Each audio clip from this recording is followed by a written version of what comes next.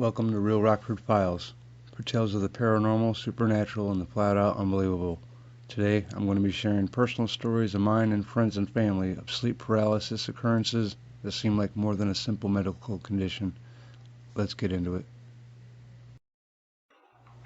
Gio's story. The first story comes from my 10-year-old nephew, Gio. I'll be reading from his point of view. This took place 4 or 5 years ago in my old house on Hanson Street. We've moved twice since. I was sleeping and having a dream. In the dream, we were all in my mom's room talking. It was nighttime in the dream, and my mom was talking to some of her friends. We had a cat named Tiger. Tiger was a very quiet and always found a way into little spaces. Tiger was in the room with us. The door was cracked a few inches open. I would never even look through the crack in the door. I was too scared after seeing an all-black, faceless person staring at me through the crack, so I was facing away from the door on my mom's bed. I was holding my cat Tiger, and he jumped out of my hand and went through the little crack in the door. I was only 5 or so, but quickly made up my mind to go get Tiger.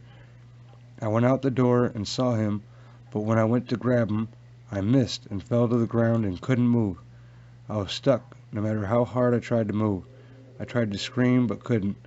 After I woke up, I tried again to talk and scream, and nothing would come out. I was finally able to yell, and my mom heard me, and that was it. Something like this also happened to my mom, but she says she wasn't dreaming, and that aliens were taking her. That's the last time something like that happened to me. Nicole's story. The next story is from my sister-in-law Nicole, Gio's mom. This is a story he thought was similar to his. Like always, I'll be reading it from a first-person point of view. This happened at our last house on 17th Street after the Hanson house about a year ago. Me and my husband Sean went to bed as usual by 10 p.m. I'm suddenly awakened by a loud sound. It only lasted a split second, but startled me awake as it was extremely out of place. I didn't get the chance to wonder about the sound, because as soon as I opened my eyes, so many things happened at once. First, I noticed I couldn't move. I was laying flat on my back, which I never sleep that way. I could feel hands holding me down on each arm and leg. Then I saw them, the ones holding me down, all black with red eyes. One was saying and whispering demonic things to me. I think now to throw me off from what they really are. Where they touched me felt like burning. I tried to scream, to wake my husband, but nothing would come out. That's when something appears in front of me. I'm laying on my back, facing the ceiling, terrified, and what looked like a square hallway with red light for walls appeared going through the ceiling into the sky. Before I could live the horrors of being taken, it all just disappeared. I could move again. My husband wasn't even in the bed. He had already gotten up to make coffee. I relayed what happened to him and his brother Patrick. I was going through the story and noticed where the things touched me, I could still feel it, as well as the spot on my back. That's when I pulled up the back of my shirt, because I felt a burning on my back, and my brother-in-law and husband noticed this, a 3 or 4 fingered handprint that looks sunburnt into the middle of my back. That handprint stayed for about a week before it faded, but my memory of that night isn't likely to fade forever. Sean's story. The next story is a first-person account from my brother Sean. It was about 5 years ago in our house on Hanson Street. It was a hot summer night with no air conditioning, so the whole family was camped out on the living room floor because the wood floor was the coolest place in the house. I wake up and try to roll over, and noticed I couldn't move my arms.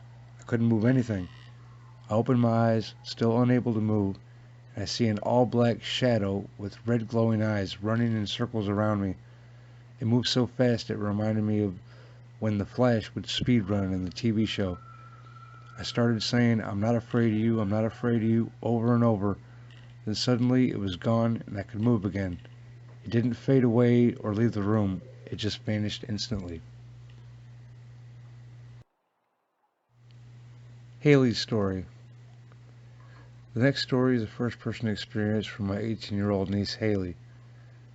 This happened when I was still a little kid. We lived on 5th Avenue and my bed was in a room that was technically a closet, but I liked it for the privacy. So I'm sleeping in there and I start to wake up. It's pretty dark in that closet, so I was waiting for my eyes to adjust to the dark, and I realized I couldn't move. I struggled against something I couldn't see and couldn't move a muscle. Then my eyes adjusted to the dark enough to see something standing directly in front of me. Red eyes, and the body looked like it was made of a shadow. My own eyes got wider seeing this thing, and it suddenly rushed right at me. I blinked as I flinched, and it was gone, and thankfully I could move again. Donna's story. The next two stories are from my late mother, who died in December of 2015 due to uterine cancer that spread to her whole body after a 5+ year battle. And I will be telling the story from a first person perspective as well. It was around 2011 or 2012. We lived on 12th Street near the corner of 12th Street and 5th Avenue in the most haunted house I've ever lived in. But this story is of one particular event in that house. I was in bed, which I was all too often with all the chemo and radiation treatments, and the medication I was taking had me feeling nauseous almost constantly, and sleep was my best friend most of the time. One particular day I was in bed, which was in what used to be a dining room, and I was facing the doorway into the kitchen. From where I was, I could see the refrigerator and the doorway to the stairs. I'm waking up, blinking the sleep from my eyes. It's daytime, and I see a black shadow walk into the kitchen from the stairs and stop in front of the fridge. At this point, I'm slightly sitting up on my elbow as this thing slowly turns towards me. Then it rushed me fast and slammed me backwards, holding me by each shoulder. There was a window directly behind me, and this shadow slammed the back of my head into it, hard. I tried to scream for help, tried to fight it. No sound comes out, not even when it slammed my head. I couldn't move. I was on the verge of tears, and it disappeared, and I could move again. I told a few family members about it, but I don't know if they believed me. The second incident I had like this came a year or so later while staying with my sister while we were between houses. In my sister's living room, there were two couches on side by side facing a TV with a coffee table in between. I was falling in and out of sleep while laying on the couch watching TV. Then suddenly, in between blinking, when my eyes were open again, there at the opposite end of the couch, as my head there, was a shadow person again, this time looking a lot more solid. Red glowing eyes, and the skin reflected light like it was slimy. It stared at me like it hated me, and slowly kept crawling closer. My eyes were wide and tears were flowing. I couldn't move or speak. I was in a house full of people and couldn't alert anyone to help me. It slowly crawled up on the couch at my feet, putting clawed hands on each side of me as it crawled closer. I could see its face smiling at me with a mouthful of pointed teeth. I thought I was going to die right there. Only when it had gotten inches from my face, it vanished and I could move. I don't know why this thing won't leave me alone, but that was the last time I saw it that I told anyone about. Patrick's story. The last story I'll leave you with is one from my own personal files. This happened less than 2 weeks ago. It was very brief but left a lasting impression on me. I was sleeping, and on one side of my bed is a backboard to make it look like kind of a couch, but the backboard on the side of my bed has a foot gap at the bottom, and I have a few square pillows leaning against the sideboard, which left a couple inch gaps between the pillows where I could see the wall. This will be important in a moment. I fell asleep facing that wall with my overhead light on. I was having a dream that I'm standing in a very long, dimly lit hallway, where every 5 feet there is an open door on each side. I'm standing just inside one room, which was just an empty square. I'm peeking out and down the hallway, and there is a baby, moving way too fast, crawling, then walking, then back to crawling, coming down the hallway, going quickly from room to room. This baby had all black skin, like decayed skin of a dead body, and its eyes were red with blood and looked wet. It stared right at me all the way to the room across from me, where it moved behind a door, stood up and glared at me leaning around the corner.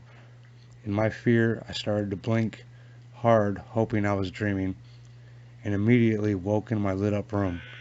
But the nightmare wasn't over yet. I opened my eyes, no longer dreaming, and the undead baby with blood-red eyes is staring at me from between two pillows on the wall side of my bed. I didn't notice if I couldn't move. I just know I was too scared to move. I blinked over and over again, and it wouldn't go away. Some of the times I blinked, it was just staring at me. Between others, its head was shaking from side to side at an impossible speed, then back to staring at me. After about 30 seconds of this, it just disappeared. I got up and away from my bed, looking under. Nothing. I really hope to never see that thing again.